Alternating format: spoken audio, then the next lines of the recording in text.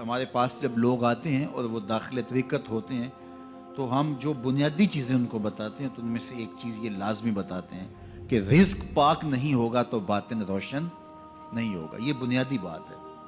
اگر رزق پاک نہیں ہے تو میرے حضور نے ارشاد فرمایا کہ ایک بندہ سفر کر کے کعبۃ اللہ کے صحن میں پہنچتا ہے اور کعبے کے پردوں کو تھام رہا ہے, وہ یمد یدیہ, اور لمبے لمبے ہاتھ کر کے کہتا ہے اے اللہ, لیکن اس کا کھانا حرام ہے, اس کا پینا حرام ہے, اس کا لباس حرام ہے, وہ غزیہ بالحرام, اس کو غذا حرام سے دی گئی ہے.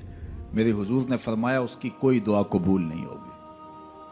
سفر کیا, جنگل پہاڑ کاٹے, سمندروں کو پاٹ کر کے آگے گیا, ہواؤں کے کلیجے چیر کے آگے بڑھا, مہینوں کی مسافتیں طے کر کے گیا اور کعبۃ اللہ کے سامنے کھڑا ہے, سین حرم میں مطاف میں کھڑا ہے, لیکن اس کا جسم حرام سے پلا ہے. اس نے جو پہنا ہے اس لباس کا تانا یا بانا حرام کا ہے, اس کو غذا حرام کی دی گئی ہے, اس نے پیا حرام کا ہے, اس نے کھایا حرام کا ہے, تو پھر اس کا یہ سارا سفر رائے گاں چلا جائے گا, اس کو کچھ نصیب نہیں ہوگا. تو سب سے پہلی شرط اس عنوان سے عقل حلال ہے.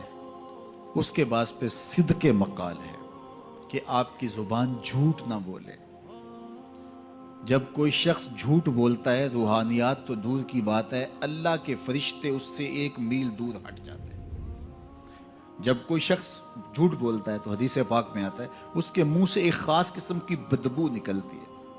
اس بدبو کو ہم نہیں سونگھ پاتے لیکن فرشتے سونگھ لیتے ہیں, چونکہ فرشتے انتہائی حساس مخلوق ہے اور وہ جھوٹ کی وجہ سے نکلنے والی بدبو کو سونگھتے ہیں. اللہ نے حضرت امام اعظم امام ابو حنیفہ رضی اللہ تعالیٰ عنہ کو یہ بصیرت عطا کی تھی اور یہ باطنی نظر بخشی تھی کہ جب کوئی شخص وضو کرتا تھا تو اس کے وضو کے پانی سے پہچان لیتے تھے کہ یہ کس گناہ کا مجرم ہے. جب بندہ وضو کرتا ہے تو وضو سے ہاتھوں کے گناہ جھڑتے ہیں, منہ کے گناہ جھڑتے ہیں, تو وہ وضو کے پانی سے اس بات کو محسوس کرتے تھے. اللہ نے ان کو وہ بصیرت عطا کی تھی, لیکن انہوں نے اللہ کی بارگاہ میں عرض کی مالک مجھ سے یہ چیز چھین لے, یہ چیز مجھے نہیں چاہیے. لوگوں کے بارے میں جو ہے وہ ایسا گمان پھر پیدا ہوتا ہے. تو فرشتوں کو اللہ نے وہ حساس جو ہے وہ پاکیزہ وجود دیا, اور ان کی حس ایسی ہے کہ وہ بدبو جو انسان بولتا ہے اور لفظوں سے جو اثرات نکلتے ہیں وہ محسوس کرتے ہیں. تو جب کوئی شخص جھوٹ بولتا ہے تو اس کے جسم سے, اس کی زبان سے جھوٹ کے ساتھ بدبو نکلتی ہے. اللہ کے فرشتے 1 میل دور تک پیچھے ہٹ جاتے ہیں. تو مجھے بتائیے جو شخص جھوٹ بولتا ہو کیا اسے کوئی روحانی مرتبہ مل سکتا ہے؟ یہ سوچا بھی نہیں جا سکتا, یہ امکانات سے ہی نہیں ہے. اللہ کے محبوب علیہ السلام سے پوچھا گیا کہ حضور کوئی مسلمان کوئی مومن کیا بزدل ہو سکتا ہے؟ فرمایا نہیں, وہ بہادر ہوتا ہے, لیکن ہو سکتا ہے کبھی اس سے بزدلی بھی سرزد ہو جائے. انسانی کمزوری ہے, کبھی انسان بہت طاقت میں ہوتا ہے, کبھی انسان کمزور بھی پڑ جاتا ہے. فرمایا ہو سکتا ہے کبھی اس سے ہو بھی جائے. پھر پوچھا کہ بخل کر سکتا ہے؟ فرمایا نہیں, مومن سخی ہوتا ہے لیکن ہو سکتا ہے کبھی اس سے بخل بھی ہو جائے. کبھی کبھی دولت اسے اچھی بھی لگنے لگ جاتی ہے, جس طرح فرمایا گیا کہ اولاد مبخلتن مجبنتن, یہ جو اولاد ہوتی ہے یہ بندے کو بخیل بھی بنا دیتی ہے اور بزدل بھی بنا دیتی ہے. جب اولاد نہیں ہوتی تو بندہ سخی بھی ہوتا ہے اور بندہ جو ہے وہ مشکل حالات میں بھی کود جاتا ہے, لیکن جب اولاد ہوتی ہے تو پھر مشکل حالات میں کودنے سے پہلے سوچتا ہے میرے بچے ہیں یتیم ہو جائیں گے. اس کو یہ خیال آتا ہے, پہلے ایسے مال لٹاتا ہے لیکن اولاد ہو جائے تو پھر وہ اولاد کا سوچتا ہے کہ ان کے لیے کچھ میں جمع کر لوں. تو اولاد فرمایا میرے حضور نے کہ مبخلہ و مجبنہ, یہ بخیل بھی کر دیتی ہے اور یہ کمزور اور بزدل بھی بنا دیتی ہے. تو مومن ہوتا بہادر ہے لیکن ہو سکتا ہے کبھی اس سے بزدلی بھی ہو جائے. مومن سخی ہوتا ہے لیکن کبھی ہو سکتا ہے اس سے بخل بھی ہو جائے. لیکن تیسرا سوال حضور سے پوچھا گیا کہ مومن جھوٹا ہو سکتا ہے؟ تو اس پہ 2 ٹوک کہا, نہیں جھوٹا نہیں ہو سکتا. یہ نہیں ہو سکتا کہ مومن ہو اور جھوٹا ہو, وہ سچ بولنے والا ہو. تو عقل حلال اور صدق مقال, یہ 2 خوبیاں جو ہیں یہ اہل اللہ کا ترائے امتیاز ہے, اور یہ مجھے اور آپ کو اختیار کرنی چاہیے.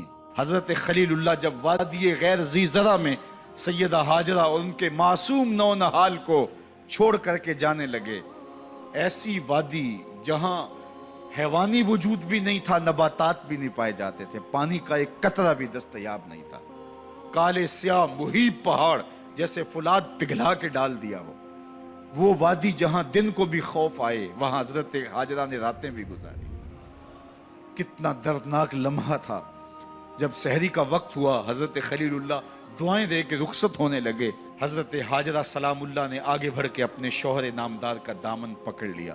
तमस्सकत बिअज़ियालिही, दामन पकड़ के बोली, मेरे शौहर नामदार, इस मुहीब वादी में, इस पहाड़ों के दामन में जहां दिन को भी खौफ आए, नौनहाल मासूम के हमरा मुझे छोड़ के कहां जा रहे हो?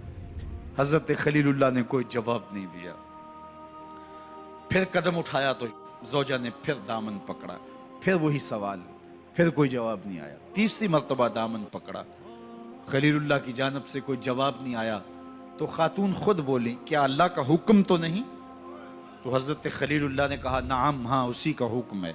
हजरत हाजरा ने दामन छोड़ दिया, कहा जाइए, खैर से जाइए, अगर उसका हुक्म है वो हमें जाया नहीं होने देगा। जहां दिन नहीं गुजारे जा सकते थे, फिर उस खातून ने वहां रातें भी काटी। वो वादी जिसमें वहशत भी कदम रखती थी डर डर के, जहां फिरते थे आवारा थपेड़े बादे सर सर के, जहां पर घास उगती है, जहां ना फूल खिलते हैं, मगर वो सरजमी है, आसमां भी झुक के मिलते हैं। अपनी पाक बास बीवी और नौनहाल बेटे को छोड़ के हजरत खलीलुल्लाह दुआएं दे के रुखसत हो गए। थोड़ा सा तोशा था, 2-1 दिन के बाद खत्म हो गया। फिर माँ की छाती से दूध भी खुश्क हो गया। नौनहाल प्यास से तड़पने लगा। माँ तो फिर माँ होती है, तड़पती हुई ममता का दिल बेकरार हुआ।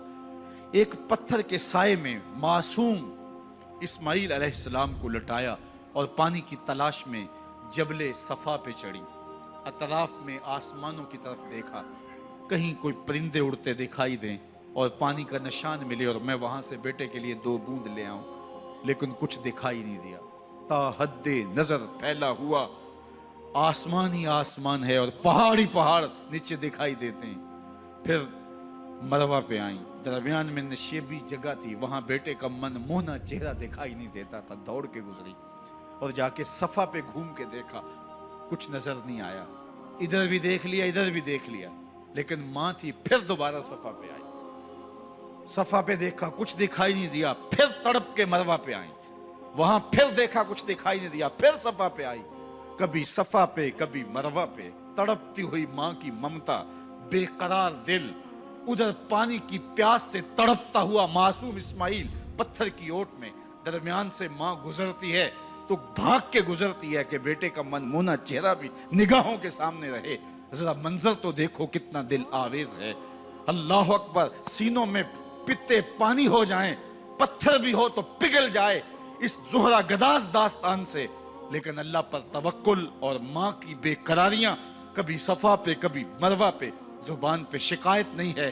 फिर जब मरवा पे पहुंचती हैं, 7 चक्कर मुकम्मल हो गए, तो उधर क्या देखा कि मासूम इस्माइल एड़ियां रगड़ रहा है। माँ का दिल डोलने लगा कि बेटा आखिरी लम्हों में दौड़ी कि बेटे को जाके अपनी छाती से चमटाऊं, हो सकता है 2 कतरे दूध के उसकी जिंदगी की आस बंधा दें। तो माँ दौड़ती हुई आई, लेकिन जब करीब आई तो मंजर बदला हुआ था। मासूम की एड़ियों के रगड़ने से ताजा चश्मा फूट रहा है। पानी है कि बेकाबू होना चाह रहा है। आगे बढ़ी, जल्दी जल्दी मट्टी की मंडेरी करते हुए कहा, जम जम रुक जा रुक जा। अल्लाह अकबर। हाजरा सलामुल्लाह अलैहा ने हजरत इस्माइल की मोहब्बत और अपने रब पर तवक्कुल की अनोखी और अलबेली दास्तान रकम की। कहा, हाजरा तूने भी हद कर दी, लेकिन कयामत तक तेरी राहों को भी जलवागाह बना देंगे। यहाँ नबी भी दौड़ेंगे, वली भी दौड़ेंगे, गौस भी दौड़ेंगे, कुतब और अबदाल भी दौड़ेंगे, शहनशाह भी दौड़ेंगे, कज कुला भी दौड़ेंगे। ये दौड़ना हम इबादत बना देंगे, हत्ता कि इमामुल अंबिया भी उन राहों की साई करते रहे। अजीब रंग, अजीब मंजर और अजीब कैफ का आलम। अच्छा, यहाँ रुक के एक बात करना चाहूंगा, अगर आपकी तवज्जो हो, जहां हजरत हाजरा दौड़ी और उनके मुबारक कदम वहां लगे और लग के हट गए, आरजी निस्बत है, मुस्तकिल निस्बत नहीं है। जहां उनके कदम लग के हट गए वो जगह तो जलवा गाह बन गई, और जहां हुजूर खुद जलवा फरमा है वो गुंबद खजरा जलवा गाह क्यों नहीं हो सकता है। अब ये पानी जहां हजरत इस्माइल के कदम लगे, ये पानी दुनिया का अजीम तरीन पानी है, और फिर इसका प्रोटोकॉल ये है, इसको खड़े होके पिया जाता है। यार यहां भी रोक के एक बात कह दूं, हजरत इस्माइल के कदमों को छूने वाले पानी का प्रोटोकॉल है कि उसके लिए खड़े हो जाएं, और हजरत इस्माइल मस्जिद अक्सा में जिसके पीछे खड़े होके नमाज पढ़ते हैं उस इमाम के लिए खड़े होके मुस्तफ़ा जाने रहमत पे लाखों सलाम पढ़ लें, तो इसमें शिरक कहां से आ जाएगा।